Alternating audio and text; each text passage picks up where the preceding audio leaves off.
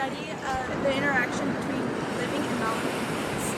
Living things are biotic features, such as sea anemones and sea hares, and non-living things are abiotic features, such as sand, water, air.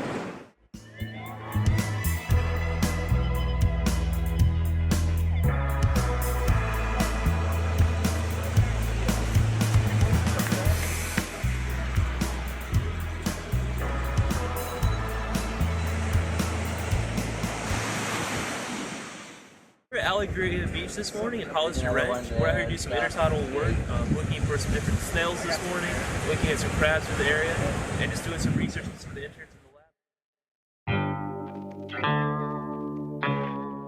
lab. So intertidal just means between the tides, and covered by water part of the day and covered by air the rest. And what it actually means is literally the space between the tides.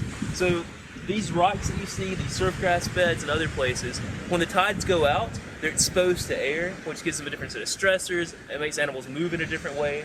And then when the tides come back in, they're actually covered with water, again exposing to different temperatures, different environmental stressors. So these are some of the most hardy organisms in the world based on what they have to deal with in terms of change on a daily basis. So a lot of research in community ecology has focused on intertidal sites for a variety of reasons. The organisms are relatively small. It makes them manageable. There's a large amount of diversity in terms of limpets, other snails, just other molluscan generals, crabs, a lot of other species. So it's actually a very, very diverse community, really close at hand.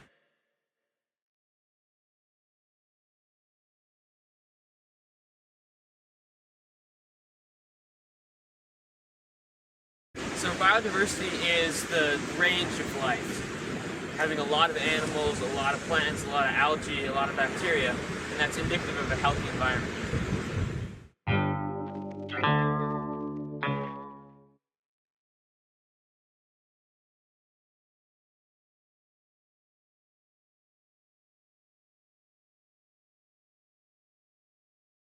Producers are creating their own energy, whereas most other animals have to eat stuff to get their energy. So producers are generally plants or algae. There are surf grass that you see out here in the green and algae, which could be your producers in the system. A lot of the animals, such as mussels, which are one of the foundational species, are filter feeders. So the producers they're feeding on are actually plankton coming into water when they're covered, and other plants that may be in plant material that's actually held in the ocean.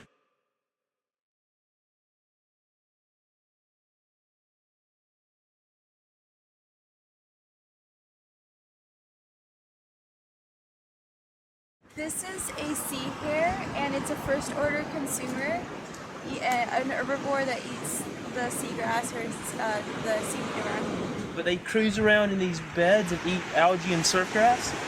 We had some small ones, and we had some really big ones, as you can see. This one's stained.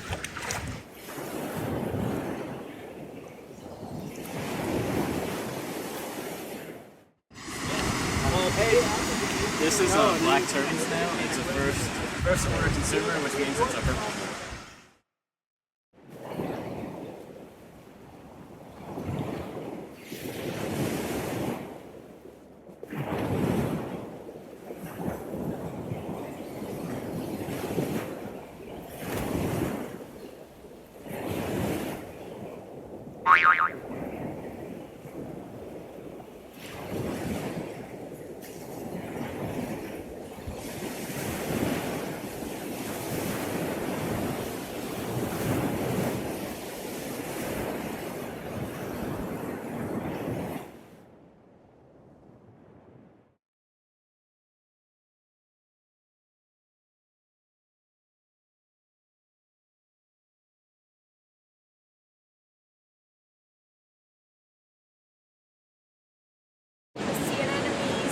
Living in a very harsh environment, and they have formed mutualistic symbiotic relationships with zooxanthellae, which are these microscopic dinoflagellates that allow the anemones to get food from them, and the zooxanthellae live in the anemones. The mussels through here are largely Middleist Californianus. 95 to 98% of these clumps are Millis californianus. And this is what the sea star consumes. There's work that was done all through here that shows basically how important predation is to maintaining community diversity, because the sea stars eat these clumps and stop them from kind of taking over all the space. So we've got an octopus right here. Just gonna climb me out. He's a 2-spot. It's kind of hard to see, but When he blends into like the you can background, see that you he's can got see it better. those 2 little spots right there. He was just chilling in a tide pool. They eat a lot of things. They actually like the crabs in here. Yeah. And then they'll eat clams and all sorts of stuff. So he's gonna like squirt and go down, and like, he's gonna change colors. See? Okay. And you can see him change color already. And he's already changed color. You can like, And barely he's see right it. down here. You can see him. Oh, there he just inked. So this is a sea star. These are Pisaster acraceus. These guys are keystone predators. They're like the wolves of the intertidal. We just pulled these off 2 clumps of mussels over here. As you can tell, they're attached to the mussels, and they actually regulate community diversity by controlling how many mussels are out here. They consume mainly the mussels, and they open up space for other organisms. Oh man, they're slimy. That's slimy. Yeah, they are slimy. This one's like locked on there. Sea star. On the bottom, it's got like 2 feet. You can see them. They'll move a little bit. Yeah, they're moving. And flip it over. Top's like really rugged, like extremely rough.